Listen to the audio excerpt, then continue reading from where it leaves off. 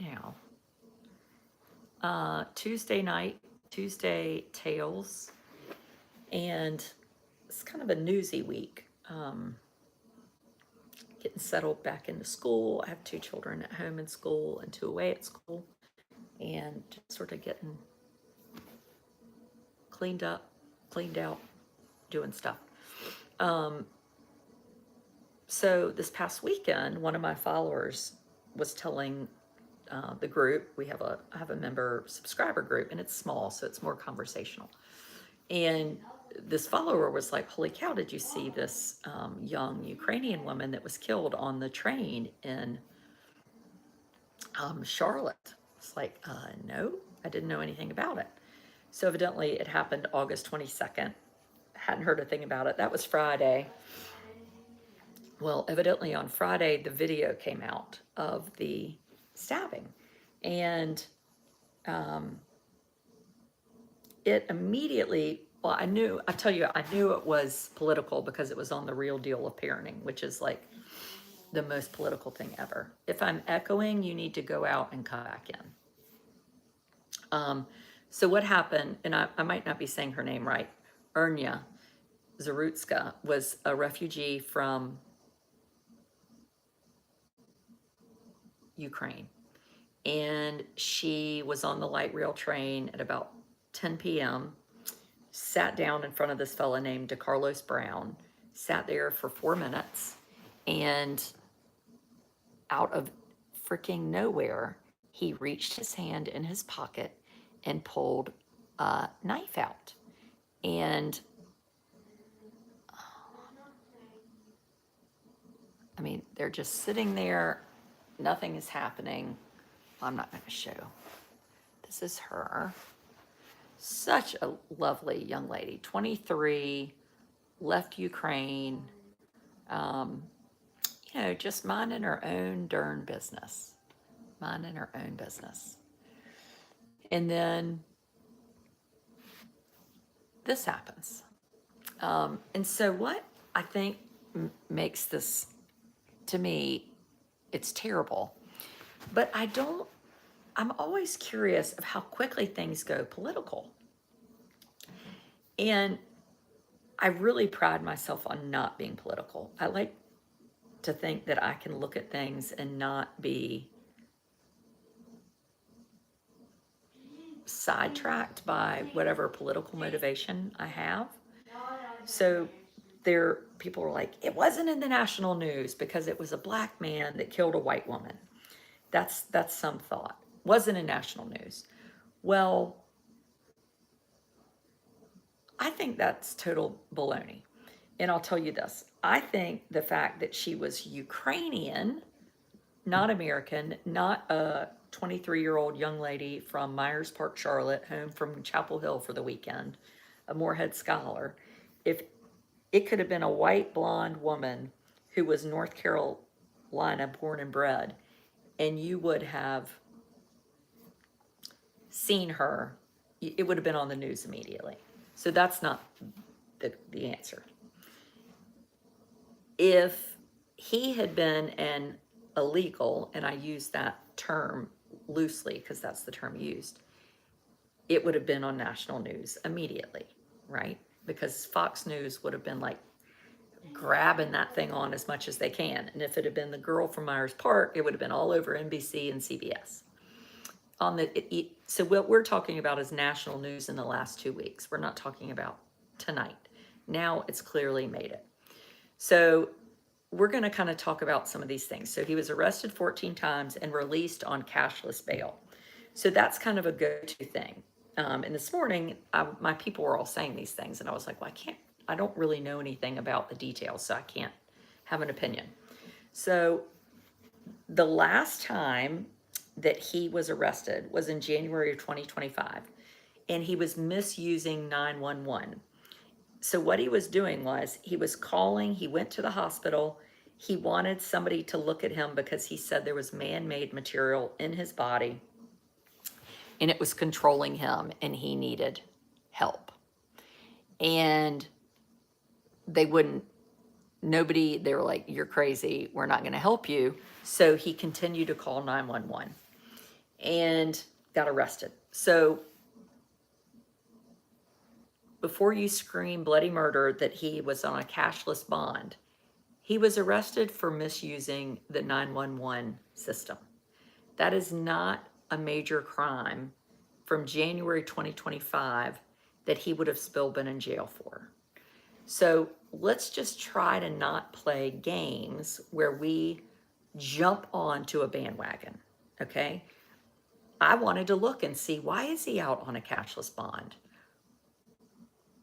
Because he misused the 911 system. So that's not exactly something that is a problem. He has had a record since 2011. He's been arrested 14 times. But just because you've been arrested 14 times doesn't mean you've been arrested for murder 14 times. His latest stint in jail was in 2014. He was convicted of robbery with, what was it? Let me look at the note. Robbery with a deadly weapon. He served 5 years. He served all his time. Came out and beat his sister. But I don't know what happened with that. That did not seem good. He knew he needed help and did not get it. So mental health is a huge problem in this country. And having a child with a disability who sees a psychiatrist for medicine, I'm telling you, it is so hard to get medicine right, much less for schizophrenia. So he's homeless and he has schizophrenia.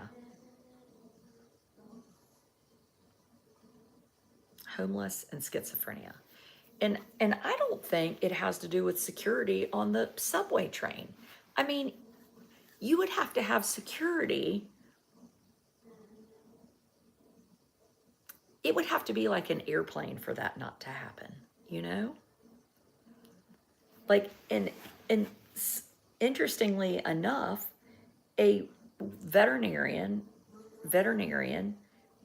walking at the dog park, she is murdered by a man who steals her car in the middle of the day. And it's like, that's when it's scary. Now, this guy stole her car. So I don't know if he was crazy or whatever. She was in Alabama every day. She would go exercise her pet. Her name is Dr. Julie Schnell, 59 years old, professor at Auburn University College of Vet Medicine.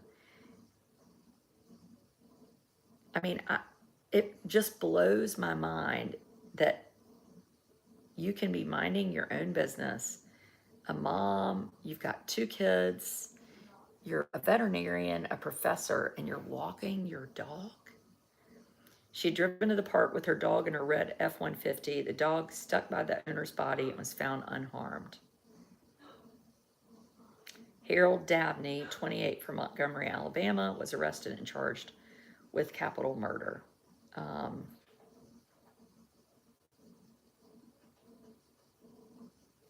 Harold Dabney III. And so there's this thought that the left doesn't want to talk about murder if it's a black man on a white person. And maybe that is true. Maybe it doesn't fit a narrative. I think the problem is we've got to get away from narratives. So let's just say that the person that has killed this young Ukrainian girl, that you said you hadn't heard of cashless bonds earlier. That's right, Kimberly, I had not. So today I looked into them and I saw and asked my husband, it is not unusual, according to him, for something like misusing the 911 system to have a cashless bond. Because if nobody had money, they would sit in jail forever for dumb stuff. And I would say misusing the 911 system, that charge is not a big charge. That's not a charge that I think somebody needs to be in jail for, personally. Was there an opportunity to get him help then? Yes. It's very difficult when somebody has schizophrenia to keep them. if they don't want to be kept. I mean, I don't know what we do in those situations. Yeah, but Simone, it was misusing the 911 system. So it could have been a speeding ticket. It could have been anything. He said, I'm calling because I want help. Yes, people are out on much worse. Agreed. But this guy was not. So that's the point of the conversation. Stick to the truth, right? The truth. Which is, he wasn't, and I guess if we go crazy on that, so here's what I would say to you. When Hanya Aguilar was killed, 12-year-old little girl waiting for the school bus, never made national news. I shared her story on national news. She wasn't on the cover of People magazine. She wasn't anywhere. And her killer, rapist, had been in jail and was out of jail and had committed a rape. The DNA test came back pointing to him, and it went to the sheriff's office, and no one did anything with it. That to me is a real problem for why you're not in jail. Because, and we tried to sue, help her sue, and you're not allowed to sue a police department unless they do something intentionally. So there's that. And then there was this, nobody helped her, nobody helped her, nobody helped her. And when you watch the video,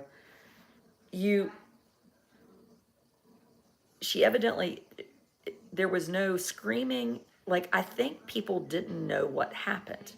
And the one man that was sitting behind her assailant said, I didn't know she'd been stabbed until he took his shirt off and he was dripping blood. And then the video cuts off and he went and was beside her as she died.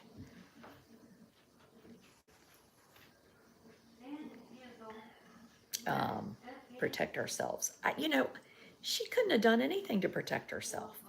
And that's the other thing. At some point, we walk this earth every day and somebody else can take our lives. Every morning when I drive to school and back on a 2-lane road going 60 miles an hour, I think all the person has to do is veer into my lane, right? That's all the person has to do is do that. He said, I got the white girl. I don't know if he said that or not. If he did, that's terrible. I don't know. That doesn't change things for me.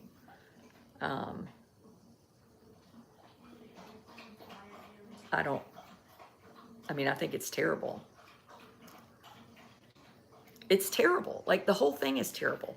Like, I don't need to make it worse or better. Like, it wouldn't be worse for me if he was not in this country legally. Where for some people, him being in this country illegally would make this way worse for them. It doesn't for me. I think it's terrible. It doesn't make it way worse for me if this is a Chapel Hill 23-year-old. Still bad for me. Now, I would have found out about it sooner if it had been. I think we have to really think about that. Really think about that.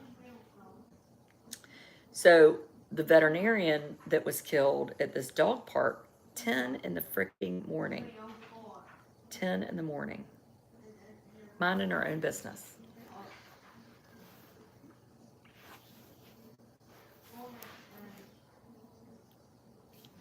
Civil rights issue.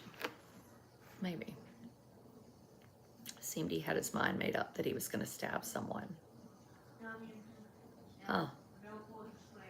That's interesting. I don't know anybody with schizophrenia.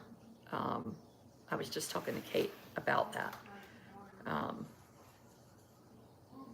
I know people that have had struggled to get their children mental health services, and It is really terrible.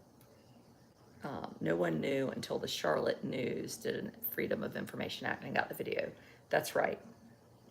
Why was he not in jail until he was issued federal charges? So he has been in jail since August 22nd on no bond. There were just federal charges filed today. Yeah, he didn't attack a man. Yeah. The mayor doesn't want to talk about it because the mayor doesn't want Charlotte to look bad. But again, I mean, you have a light rail system. You don't have to have tickets. And there's not enough security. Like if somebody is crazy and gets on there and stabs someone, you can't have enough security unless you become like an airplane, you know, where you're going through security and you can't take a pocket knife on. I mean, you could be downtown, you could be 100 different places. You know, at some point, we have a person in our town, I haven't seen him in a while, and he walks around and talks to himself. And I remember calling the police years ago,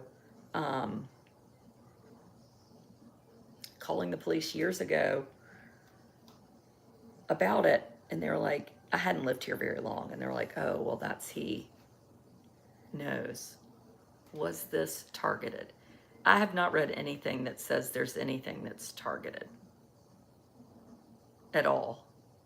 I think it was absolute happenstance. Yeah. An Amtrak train, a bus. Yeah, I don't think that's what you can do. To me, I go back, I don't think, well, he needed to be in jail for the 911 call. I think he needed to have been committed somewhere. But where do you commit someone who's homeless with schizophrenia? I did a Google search. Homeless person with schizophrenia. There's nowhere. There is nowhere to go. Much less if you don't want to be there. That's why so many people end up in jail with mental illness. I mean, it's a problem. It's a problem. But if the mayor doesn't want to talk about it, she knows the citizens are not happy with her. Yeah.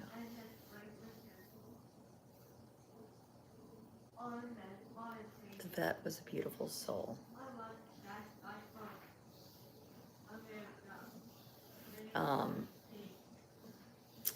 And then it becomes, well, do police know things? Do police have training to help if they encounter someone? It doesn't seem like in this case they did when he was calling 911 over this man-made stuff in his body. You know, they didn't get him help. They arrested him, charged him, and then let him out with no bond. I mean, that was not handled the right way. That was a chance. To me, it wasn't, oh, he should have been in jail.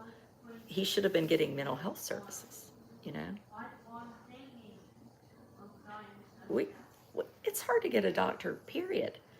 I have private insurance. I am educated. I feel so blessed to have a doctor. So blessed. Certain groups don't believe in harsh punishment. Well, I'm not one of them. I'm not one of them. I'm not one of them. He was at the hospital using the phone, calling 911 at the hospital. Though I didn't see a trespassing charge. Yeah, I don't think the judge did anything wrong. I mean, the judge, as my husband would say when I was asking him about it, he's downstairs watching something. You can't he misused 911. The judge didn't do anything wrong. The judge followed the law. And the law is you can have a cashless bond for calling 911 in the wrong way. You know, my son is a student at UNC Charlotte. The light rail comes onto the campus, but students are cautioned to avoid it due to crime at night. So anyway, and Thomas would tell you the same thing. I mean, that's not an offense to be in jail. If you had said to me, boy, he stabbed somebody last week and they let him out, then we would be like, okay, well, now we've got a law problem, right? Somebody, yes, a man behind the girl did try to help her. He sure did. These people are 100% the people that fall between the cracks. I'm a social worker. They don't take their meds, they won't ask for help, and they are very ill.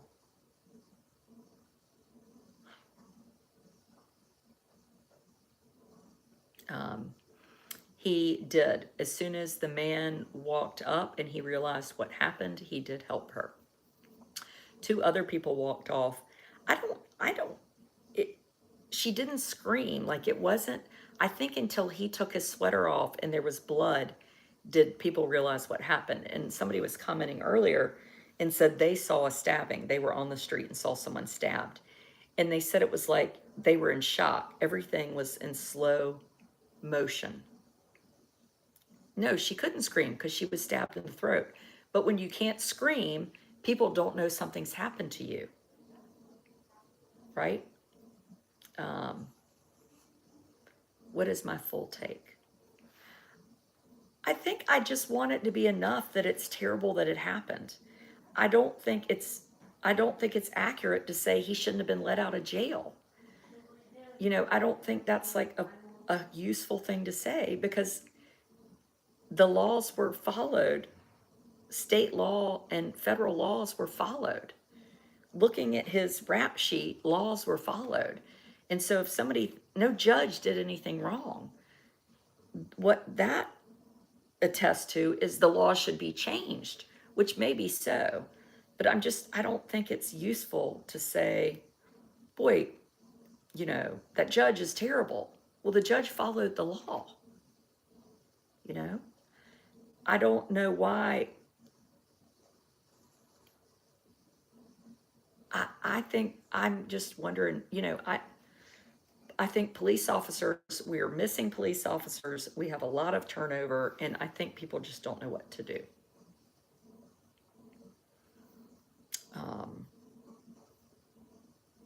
And if this guy was from here, not legally, and killed a North Carolina girl, I would feel the same way.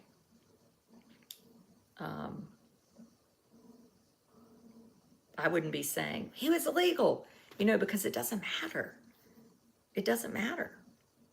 I mean, honestly, my husband will say to you, people that are here legally are way more of a problem in our country in terms of criminals. So there's that.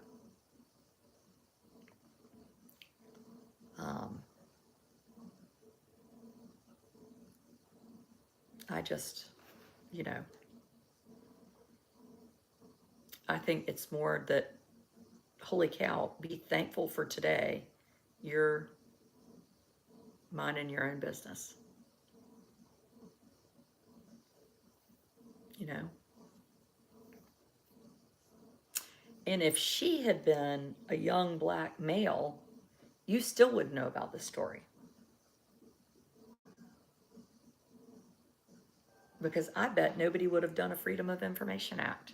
And we never would have heard a word about this.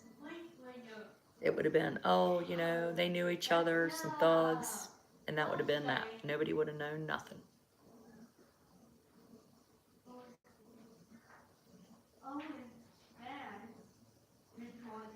You know? If you get involved, you would be the criminal. Well, I don't know about that. I think if somebody, I mean, he was sitting there and suddenly he stabs, he immediately gets up and walks. So if you're counting, it was like, I don't know, 47 seconds. So the man behind her is there like 80 seconds later. 80 seconds is pretty fast, you know, trail of blood. Yeah. And would you be thinking he's going to come and stab me in the neck? I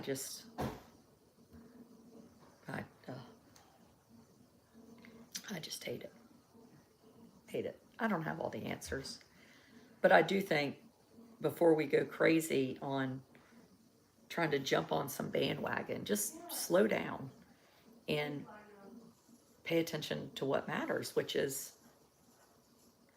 we don't want to live in a country where you're not safe, and we don't want to live in a country where people don't have help. But how do we make those things happen? I don't know. I don't know. Yes, Daniel Penny was, I think he was found guilty, wasn't he? He held a guy down on the subway. So he was trying to help. So you're right. People are scared. Um, people are scared. You need to research the judge. Well, I do, because I did not do that.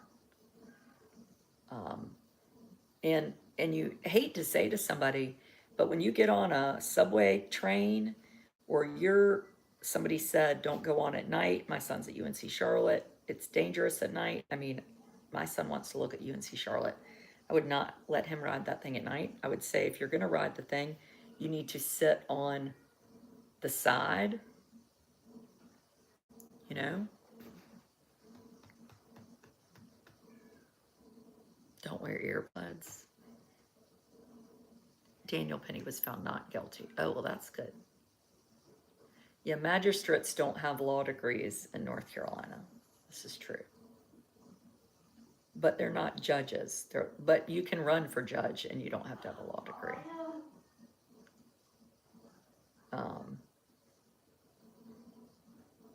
So there's that. In another state, gosh, where was that? In one state, well, anyway. Yeah. No. But what a waste. What a freaking waste. And now the guy's going to sit in jail forever, and a person has died, and now he will get help.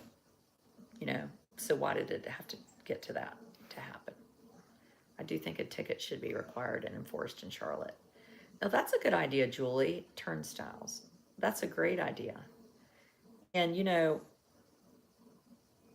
New York subway used to be really dangerous, and it's not anymore. So I wonder what they did. I know they got tough on crime. I mean, if we're talking about crime, just plain old crime, like what happened to that Auburn veterinarian. We've lost 2 flight attendants to violent illegals on layovers. Never even heard of that. Tickets are required, but it's the honor system. Well, I'll tell you where it ain't going to happen is on the Amtrak, because you got to have a ticket on that. And if you don't have a ticket, they are serious. So the Amtrak's got it under control. But I guess they charge a lot more for a ticket. No, New York was really dangerous when I was like 8 or 9. But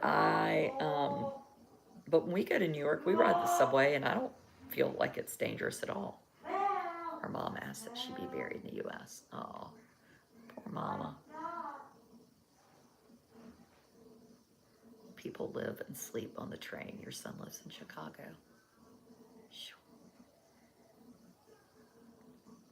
Ooh. I tell you what, I'm just trying to raise teenagers, and that seems hard enough. And then to raise them, and you spend all this time, working on them and helping them. And Amos, it's about bedtime. And then they get murdered on a train. That's like more time. I've spent that much time like just washing Amos's hair tonight, Whew. But thanks, y'all, for the conversation. Always good to think. And listen, I'm coming. Got an autistic person that needs to go to bed.